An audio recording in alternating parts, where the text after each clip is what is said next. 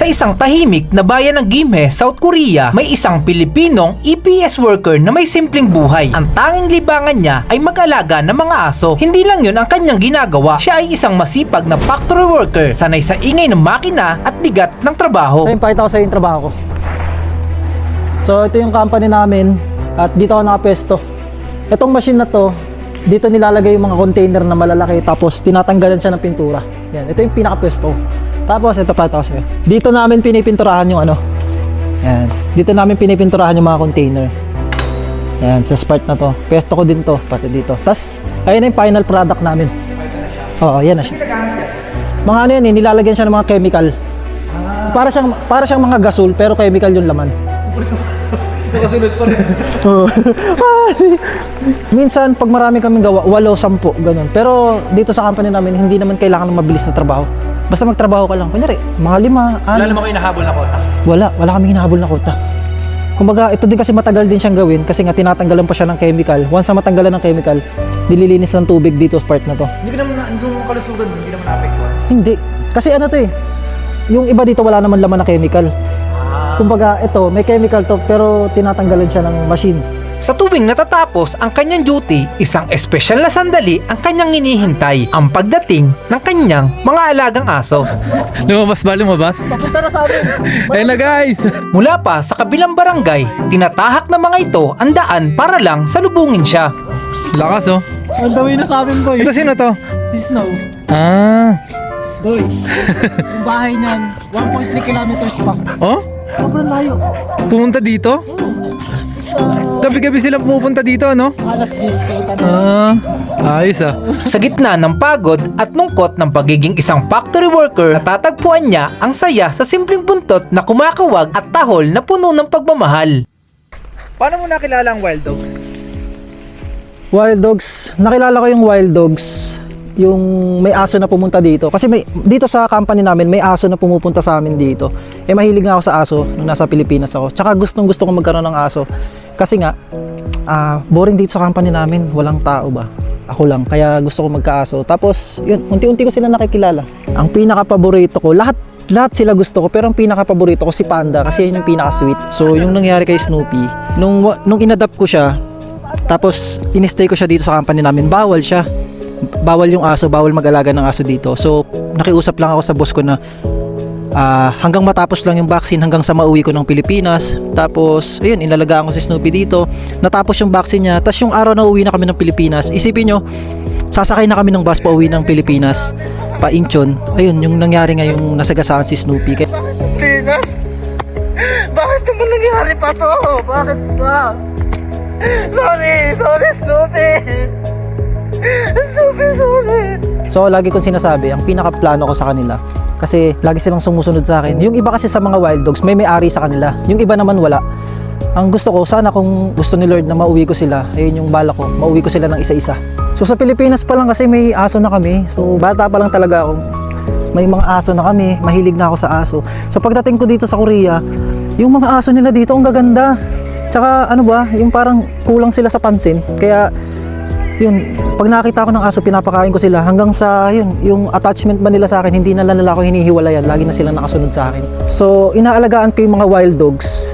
Sa pagbibigay ng pagkain, mga treats, ayun, pinapakain ko sila. Tapos, so yung ibang wild dogs, merong may-ari sa kanila. Pero si Peanut, talaga hindi ko pa, pinaka-misteryoso talaga si Peanut kasi halos isang taon ko na siya nakakasama. Hindi ko pa nakitang may naghahanap sa kanya. Lahat, itong napakakulit napakakulit na malambing. Si Snow naman, napaka-ano nito, napaka-guard dog niya, babantayan ka talaga, mapaka-sweet din. Si Peanut, mailap pero napaka-loyal. Si Panda, wala na kasi si Panda, napaka-sweet.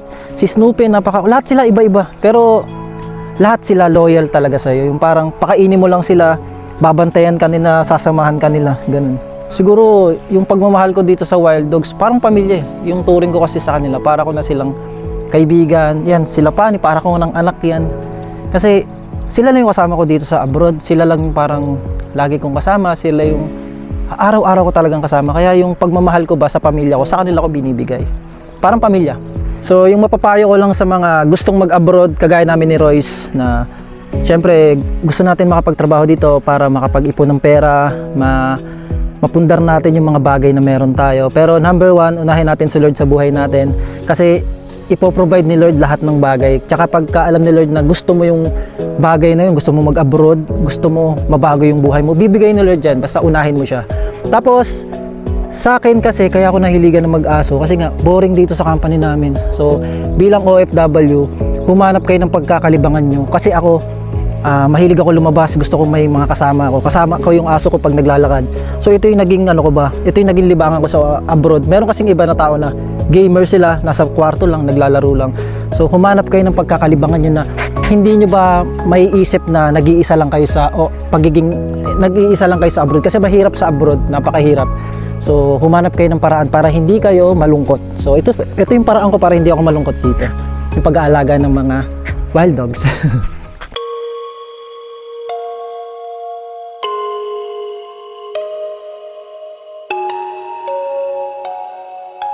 Ano ang naging dahilan mo para magtrabaho sa Korea bilang EPS worker? Number one na dahilan, syempre, lahat tayo gusto natin ng mas magandang buhay kaysa sa Pilipinas. Katulad ko, hindi naman ako nakatapos ng pag-aaral. So, nakita ko yung opportunity sa abroad, dito sa South Korea. Kasi nga, yung trabaho dito, factory worker, tapos yung sahod niya mataas. So, nalaman ko talaga to sa kaibigan ko na si Jepoy, na nauna siya sa akin dito. Tapos, yun, sinabi niya sa akin na mag-aaral ng Korean language. At yun, nandito na ako. Malaking adjustment talaga yung malayo sa pamilya, then yung language barrier. So yung napuntahan kong company, pagawaan siya ng mga container, tapos pinipinturahan. Yung araw-araw na trabaho namin dito, Monday to Friday, 8 hours yung pasok namin. Para sa akin, yung mahirap na trabaho, parang wala eh. Parang nasanay na kasi ako ng mahirap na trabaho. So sa experience ko sa 2 years na pagtatrabaho dito sa Korea, may Koreano na mababait, meron din namang hindi. So ang ginagawa ko na lang, mahilig kasi ako mag-vlog. Nagbablog na lang din ako, tapos yung mga aso ko. Once na naging OFW ka, parang araw-araw gusto mong sumuko eh. Pero dahil sa pamilya mo, sa pangarap mo, sa mga taong nakasuporta sa'yo, sa sarili mo, naniniwala ka sa sarili mo, ayun yung nagpapalakas sa'yo. So ako ngayon, last year yung pinakamalaki kong pinagagastosan yung gala. Kasi once na nakarating na Korea, gusto mo siyang malibot. So yun, paggala sa Korea. Ipon, parang wala pang ipon eh. Yung mga pinaplano ko yung sarili ko, yung hinaharap sa pagpupundar ng mga bagay na dapat nating unahin, like ng bahay. So sa akin, ang pinakaplano ko talaga nung pagdating ko dito, at bago pa lang ako pumunta ng Korea, after ko dito, dapat may bahay na ako, may sasakyan, may negosyo. Siyempre, yun naman talaga yung priority natin. Pero hindi natin alam yung plano ng Diyos sa atin. Basta tiwala lang tayo kay Lord sa plano niya sa atin. Mas gusto ko sa Pilipinas, sa totoo lang, para tapusin lang talaga yung contract. Dati, lagi kong sinasabi sa mga gusto mag-Korea, mag-aral kayo ng Korean language, talagang focus kayo sa pag-aaral. Pero ngayon, ang pinakamapaplano ko sa inyo, unahin nyo sa Lord sa buhay nyo. Siya yung mas unahin nyo kasi pag gusto nyo to, yung desire ng puso nyo na gusto nyo makapag-abroad, ibibigay ni Lord yan eh. Yung ibibigay niya yung pagkakataon makapag-abroad kayo. Kaya unahin nyo siya. Pagkatapos ng mahabang kwentuhan namin ni Vincent na pagdesisyonan niyang ipaampon sa akin si Pani. So babay ka na kay kay papa mo. Bye-bye. Gata mo yan, boy. Oh. So, dito ka na, lika na, dito ka na sa akin. Isa pa. Oh. Gata mo yan, boy. Oo naman. Yung vaccine niya na. Oo, ingatan ko to gaya ng pag-iingat ko sa pagkakaibigan natin. Dito ka na. Bye Vincent! Maraming salamat! Bye-bye. Uy, ingat rin sa Salamat din. Basta yung Ingat ka. bayad nito, yun lang si Pani. Oo, thank you. Malungkot si Pani oh. Guys, malungkot oh. Bye-bye, Pani. Bye-bye na. Ha? Kasi pinagawa niya yung drone, ikaw na yung bayad eh. Ha? Hindi, nahingi na lang ulit ako kay tatay. Bye-bye. Uy, boy, ingat. Oh, peace out. Malungkot ka ba? Kuwawa naman. Huwag ka mag-alala, alagaan kita. Habang binabaybay namin ang daan patungo sa bago niyang tahanan, hindi ko maiwasang mag-isip, tama ba itong ginagawa ko? Dapat ko bang kunin si Pani at ilayo sa taong nag-alaga sa kanya? Tahimik lang si Pani, wala ang sigla. Sa isang asong sabik sa bagong simula, ramdam kong hindi lang si Vincent ang malulungkot, pati na rin si Pani. Sa huli, napagtanto kong hindi ko kayang kunin si Pani, mas kailangan siya ni Vincent, kaya tumigil ako at ibinalik siya sa tunay niyang tagapag-alaga at tahanan. Pre, babalik ko na si Pani! Pre, babalik ko na si Pani, umiiyak! Umiiyak? Babalik ko. Nakakonsensya ako eh. Kala ko na Umiiyak nga ako dito. Umiiyak? Umiiyak nga. Sorry. Umiiyak. Sorry na. Bye-bye. Napakarami kong natutunan sa episode na to, mga alaala na tatatak sa aking isipan at magpapaalala sa akin sa pagtanda.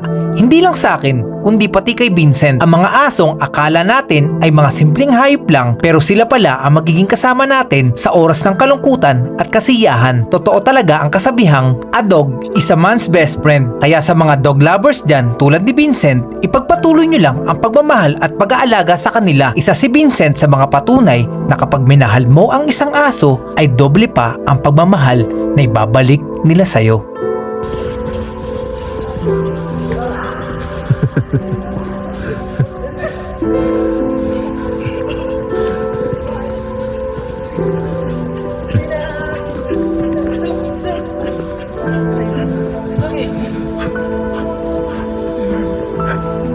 Alam mo, habol ko.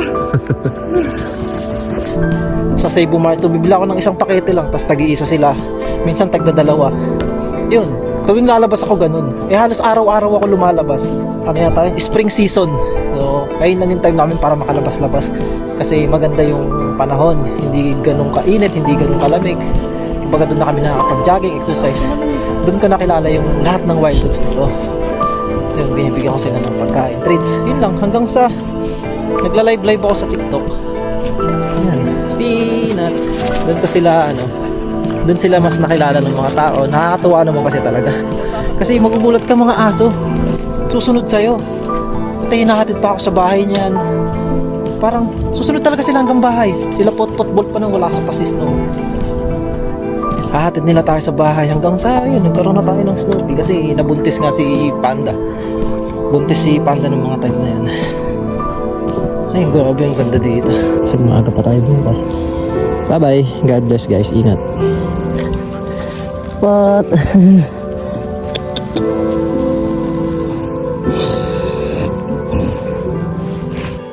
Grabe! Ay! Lagi kitang hinahanap. Siguro 3 months na kami hindi nagkita. Oh, di ba? Kilala tayo, oh. Grabe. Sabi ko na nga ba nakawala lang to eh. Kasi tutuwagan yan sila. Oh. Kita na kasi. Lumapit ka na kasi, Peanut. Gugulong-gulong pa yan talaga sa... Ay, kagay. Ay, nasa kalsado tayo. Sira ulo ko yun. Bagong ligo. Patray. Bot. Aray. Bot. Basta. Aray. Diba? Bugbog sarado. Walang tawag-tawag dyan, ha? Sama-sama na naman kayo. Ha? Oh, dyan na lang mga wild dogs, oh, panis. Oh, bait na yan, lumalapit na siya. Ang laking aso, guys.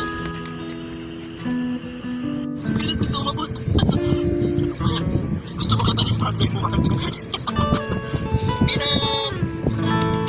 Pinat! Nagpagulong-gulong. Kanya-kanya silang pasigot. Kanya-kanyang pasigot eh.